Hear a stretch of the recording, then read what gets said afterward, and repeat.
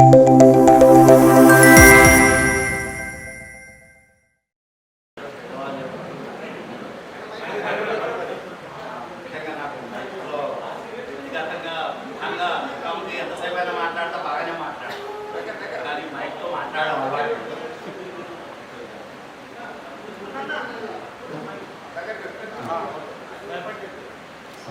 వచ్చిన అందరికీ ధన్యవాదాలు, నమస్కారాలు.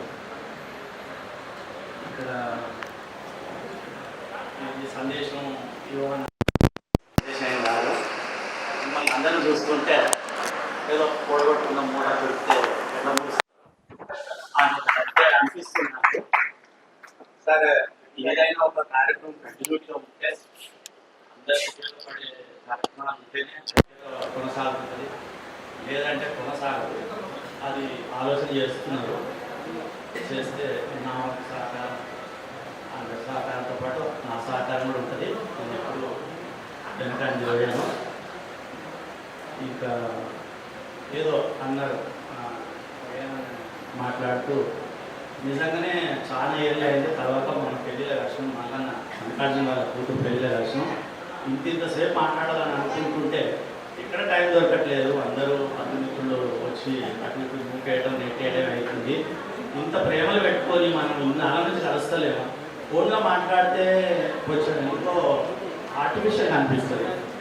చాలామంది నెంబర్లు నాకు నోటెడ్ కూడా ఉన్నాయి, కానీ మాట్లాడలేకపోవడానికి నా కారణం ఏంటంటే, ఫోన్లో మాట్లాడితే కొంచెం కలిసినప్పుడు ఉండే అంత ఆత్మీయత, ఫోన్లో వ్యాపారం గురించి ఇంకో విషయం గురించి మాట్లాడితే బాగుంటుంది. కానీ ఇన్నాళ్ళు విడిపోయిన మిత్రులను కలవాలంటే కలిస్తేనే బాగుంటుంది. ఫోన్లో పలకరింపు బాగుండదు.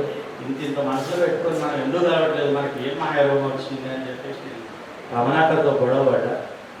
ఏదో చేయవా, నువ్వు ఇప్పుడు నేను చేస్తా అంటే బాగుండదు, నువ్వు అందరికీ టచ్లో ఉన్నావు, నీకు కొద్దిగా యూట్యూబ్ అని అదని ఇదని చేస్తున్నావు, నీకు బాగా సూట్ అవుతుంది, నువ్వు కలుపులో మనిషివి, చేయవా అని చెప్పి నేను అనడం జరిగింది.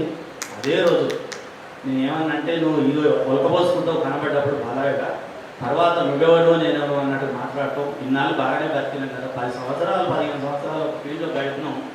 అందరం అంతో ఇంత అందరూ బాగానే బతుకుతున్నారు. ఏడుపులు అంటే ఎవరి ఏడుపులు అనుకుంటాయి, కానీ అందరూ బాగానే బతుకుతున్నారు. ఎవరి నీళ్ళు తక్కువ లేరు. దేవుడి దయ వల్ల నేను బాగానే ఉన్నా. నేను వ్యక్తిగతంగా అందరికీ తెలుసు నేనేం చేస్తున్నా అనేది. మైక్ముఖంగా చెప్పవలసిన అవసరం లేదు. కార్యక్రమం మాత్రం ఒకటి చేస్తే మంచిదే. ఎట్లా అంటే, పాట అనేది దీన్ని ఎవ్వరు ఎదిగిన నాయకుని గురించి చెప్తున్నా, కేసీఆర్ గారు కానీ ఇప్పుడు రేవంత్ రెడ్డి గారు కానీ పాటనే ముందు పంపించి తర్వాత ఆయన స్టేజ్ ఎక్కిండు. పాటనే వాడుకొనే పెద్దవాళ్ళందరూ గొప్పవాళ్ళు అయ్యారు.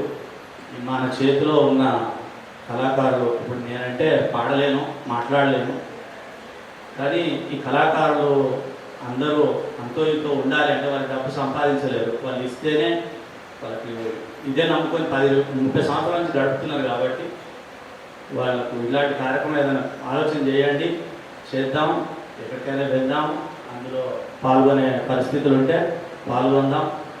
అది మనము వెయ్యిలో వేయటం ఒక వ్యక్తు, తర్వాత మన ప్రభుత్వం నుంచి ఇదంతా మనం వాళ్ళకి చూపించి, అయ్యా కళాకారులు మా పాటలు వాడుకొని ఇంత అయిన వాళ్ళు ఉన్నారు, మాకేమైనా సహాయం చేయండి అని అడగటం కూడా తప్పేం కాదు అదే అని చెప్పి మీ ఆలోచనని నేను అనుకుంటున్నా. మంచి సమర్థనీయమైనది ఇది.